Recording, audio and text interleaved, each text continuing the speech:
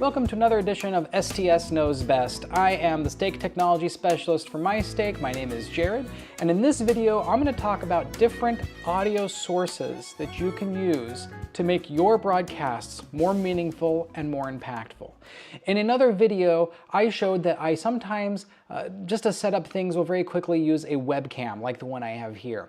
This webcam has a microphone built into it. If you're using a laptop, then I'm pretty sure that your laptop also has a microphone built into it. But I know that that's not going to sound good.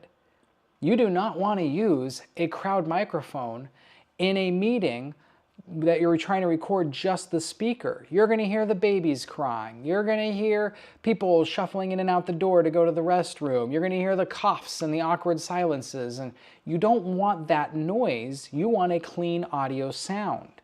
I would only use this in the event that I am sitting in the front row on a tripod or a monopod with this right pretty close to the speaker. So I'm going to get a good angle of the speaker. It's going to be very direct to him. The microphone will pick up him more than anything else. In a pinch, that'll work. But if you're not sitting in the very front row and this isn't pretty darn close to the speaker, it's going to sound bad. There are a couple other solutions. One solution would be what I'm wearing right now. You can probably see this. This is a wireless microphone kit. I know other units that do this. They'll make sure these are charged up because you're gonna wanna have at least an hour and 20 to a maybe 2-hour battery life. You set one of these up at the regular microphone. I've seen people get ones that are smaller and have like a more of a lavalier, like a lapel clip, and they'll put that right next to the actual mic. That's already built onto the podium. And then they'll have that transmitter wound down to where the transmitter can sit on the podium, and then the receiver goes into their laptop or whatever they're using. That also can work. That does actually sound pretty good. I still would not recommend that. If you forgot to charge that device or if the battery fails unexpectedly, you're gonna be stuck in a lurch. You're gonna have to switch audio sources in the middle of the meeting. Another option that some people use, and I've used this on occasion, is you get a more professional studio type mic. This one is a condenser mic. It does connect through USB. Logitech, this one's HyperX. There's also a company called Blue. They make some really good USB condenser mics. They're a little more noticeable, but they also work really well. I actually do use this for my steak meetings when we have steak conferences, but I actually use this in the back where the choir is to pick up choir audio because I like to capture that sound a little better. But you could, if you put this up on the rostrum, also use this to capture the audio. Again, not going to sound as good as using an actual audio feed. So my big hack, my trick I love to use, let me see if I have it right here. Pretty much any standard church building has a special set of equipment that looks like this. There's actually two models. There's this model, and I don't have the other one with me, but you check your library. You're going to see them in there. These are devices for the hearing impaired, people who have difficulty hearing. So the church has invested in getting these devices available to pretty much every unit. This particular device is the one I like to use the most. There is a newer model that has like an on-screen display, but I find this one's the best one for what I do. So these Comrex, they use a wireless receiver. This is a wireless receiver, and there's a transmitter already built in to your building's audio. You don't have to reinvent the wheel. They've already got this in there. So your building is already transmitting the sound into the whole building for anybody who has one of these receivers. Keep one aside in the library that I grab every time I broadcast. This is the best trick I've ever used. The way that this works is it captures a radio frequency and it sends it out through just a headphone plug. Now, some models you have to turn on. This model I like. There is no power button. It just activates when it senses the resistance of having a headphone jack plugged in. This uses what most people incorrectly call the aux cable, but that's fine, that's not the point. So it uses that. Now this is meant to come out as mono sound, meaning it only comes out with one audio channel. It's not stereo. because it's a microphone feed. It's not a music feed. So you're going to have to use some special adapters in order to make this work for your laptop or desktop. I do have some of these adapters. I will show you the ones I have are. You can get your own. I created this kind of helpful wire kit that I recommend you go and get if you're going to try and use these. First is this is again what people incorrectly call the aux cable. This is actually a TS 3.5 millimeter connection. And so what's happening here is I have one audio channel, mono, like a microphone, and then one ground signal. The other end of this, now you can do other stuff middle different how you want. In this case, I'm adapting this into an RCA. And so here I just have a standard RCA cable. Nothing special, nothing unique, just a standard RCA cable. Now the secret, the biggest part that matters the most, is how you split the signal. Most laptops are going to have one headphone output that'll also do a microphone input. So that is what we call a TRRS, tip ring ring sleeve. That means that on this here, you're going to have 3 of these black bands. So tip, ring, ring, sleeve. So we have left, right, microphone, and ground.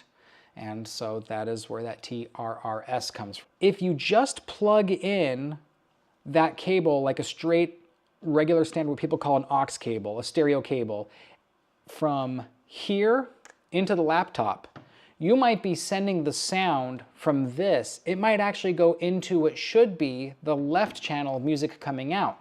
So you're going to have sound coming out of this and running into sound coming out of your laptop. You can't have that. You might have a separate line in for audio mic in, which you wouldn't need the special adapter. But most people, you're going to be using laptops. So you're going to need an adapter like this. But the problem is, how do I know which one of the other end does it go to? Because what this is this gives me 3 audio channels, right? And so one of these is audio left, one of these is audio right, one of these is microphone. You don't always know which one is which. How do I know? That's going to be a little bit of trial and error, I'm sorry to say, but you're just going to have to kind of figure that out by testing. So I have this single TS capturing the mono microphone out from this. I'm using an RCA cable just to extend it, and I'm using the special adapter. And the reason why I'm using RCA is because these adapters very often, when you get this kind of tip, breaks out into these 3. And I do know from the experience that I have on this adapter, the red plug, the red RCA plug, is the one that connects into the microphone input channel on this tip. So this is the special secret sauce, this cable. Then, when it comes time to do the broadcasting, you're going to plug this into the laptop's AV connection, and the other end, you're going to plug into this. Right now, it doesn't do anything because there's no resistance. This doesn't have a power switch or on-off switch. This will only activate when I have it plugged into something that causes enough resistance on the line. If the sound system is turned off, this light will just rapidly blink over and over and over until it gets something. I'm going to go ahead and plug this into my device here so you can see what happens. So you see that blinking? That means that it is connected to a computer, but there's no audio coming out of the AV system. The house system is off. When this light turns solid red, that means they've turned on the AV system and I'm good to go. The other thing that you might see is if this slowly blinks. If it slowly blinks, that means the batteries on this are dying. This model that I use does not have rechargeable batteries. Instead, it has AA batteries. I prefer this model with AA batteries over the rechargeable ones because the rechargeable ones, you don't always know how well they're charged, and when the batteries die, you're not going to have time to recharge them. I keep a set of spare AA batteries with me in the bag where these come out of. I keep a set of AA's. If I see that this is blinking towards the end of a meeting, I can look for an opportune time in between speakers, or if a song is about to kick on, I could do a quick swap of batteries real fast and have pretty much 0 or close to 0 downtime. Let's see what that means for practical use in a system. So I've already got my Zoom running here. We'll just ignore that. I've got my setup in OBS for studio mode, which is how I recommend to do it most of the time. In Sacrament Hold, I've got nothing there. In main mode, I'm going to click on that. You can see I have 2 audio sources. The last video I did before recording this one is I was talking about just using whatever, just to show you how to connect the 2. So we're going to need to add this as another source. So if you might recall in a previous, in the previous video, if you watched that first, I'm going to unhide all because there's actually another one that's already here. Or there's desktop audio. I can just use that one too. But I have other audio sources that are automatically put into the system. I actually don't want to use either of these because I want to have more control. I'm going to create a new one that I'm specifically going to name after that. So I'm going to go ahead and just rehide this one. All right. And then I'm going to create a new audio source. So I'm going to click on the plus down here and go to audio input capture. And I'm going to say, you can call this what you want. I know that that's my audio receiver. I'm just going to call it that. Audio receiver. And I might have spelled that wrong. I before E, except after C. I don't know. Doesn't matter. It's just for my own purpose. All right. So I'm going to create a new audio source. I called it audio receiver. Now, this is where it gets tricky. What is it going to use? I have an extra option here that I didn't have before because I plugged the adapter into my computer into the headphone jack. And now it has a microphone Realtek audio option that wasn't there before.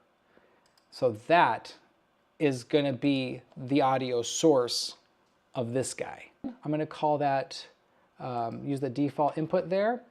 And now I have added audio receiver. Notice it didn't show up here in the list. OBS does not automatically show things as you add things. You have to sometimes take it in and out of certain modes or settings. So in order for it to show up here, we're probably going to need to do another transition. Now in the preview, I already have main. In the program, I already have main. But if I hit transition, then I'm basically transitioning from the settings I've changed and I'm making those settings now live. And that brought in the audio receiver. You can see that this is definitely the right audio source because when I unplug it, the line is dead. There's no signal. I plug this in, it has a big pop noise. If I was to turn on the house audio right now in this building, it would start turning solid and then you would get the cleanest audio that you can get. Now, click on the 3 dots here and you're going to go to Advanced Audio Properties. I want the audio receiver to go out through my monitoring virtual cable that we installed earlier. You have to come here and go from monitor off to monitor and output. If you do not do this, it'll look great on the levels, but it won't actually go out to Zoom. So you can either click on the dots and go to Advanced Audio Properties or click on the gears here. And then make sure that if you want it to go out to Zoom, you make sure and change it to monitor and output. If you don't want it to ever go out again, monitor off. If it's something that's going to come and go, like I recommended using this for when you want room audio, like a choir performance, I would still leave it on monitor and output because you can just mute it here on the fly.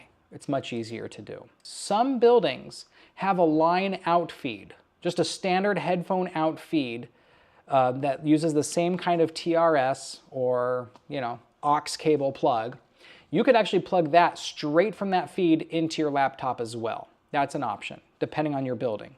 Not a lot of buildings have that anymore, and I really don't like having a long audio cable strewn over the rostrum and down to where I'm sitting. So that's why I don't do that. That's why I go with the wireless option. This thing, the batteries last forever. It works great. It's just so much easier. But if you're using an actual audio feed, you're going to need to change some settings in Zoom, or it's going to actually sound worse. So let's go back up to Zoom. Let's open up Zoom, and I'm going to just minimize OBS so we're not distracted by what we're looking at here. And, that's so distracting seeing the camera on it. So I'm just going to turn off my webcam just so you can see this instead.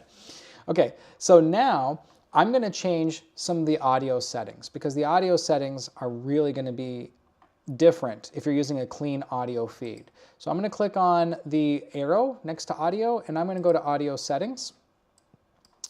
And right here, I'm using the good source I want to use. I'm still using that cable, virtual cable.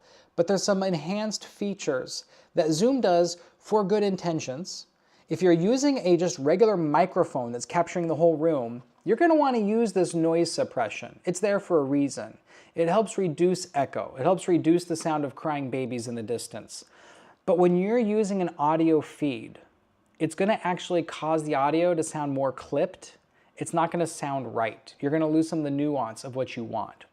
So in this case, if you're using an audio feed like one of these units or some other direct audio feed from the house audio system, you want to switch to original sound for musicians. Original sound for musicians, and turn off echo cancellation. I also personally like to enable high fidelity music mode. And there's another video where I'm going to talk about ways to improve what people see when they're on hold that utilizes audio. So for that reason, I'm going to turn on high fidelity music mode. All right, now that we've got that turned on, we are sitting pretty. If you want to make sure it's on, you can look up here at the top of Zoom and you will see original sound for musicians on. If you have an older version of Zoom, it had this weird thing where even if you had enabled that setting, you had to manually turn it on. As of the time of this recording, the latest update of Zoom, if you had it on before, it remains on. Clicking on this does not toggle it on and off like it used to, which is a good thing in my opinion. It just remembers you have it on. The only reason I would ever turn that back off is if I know I'm never going to use an audio feed again. For the most part, leave it on. That's how I do it, and I promise you, the audio is way more important than the video. Really what matters more is hearing what the people say. If the picture gets a little blurry, if the video sticks, frozen on a frame, but you're still hearing every word they say, you're getting the message. That's much more important. So put a lot of work and effort into making sure the audio is the way it needs to be. I promise you, you'll have a better experience for yourself, for anyone in the ward. If you have proper video, that's great. But if you have proper audio, that's necessity. This has been another STS Knows Best. Thank you for joining me, and I hope to see you in some of my other videos.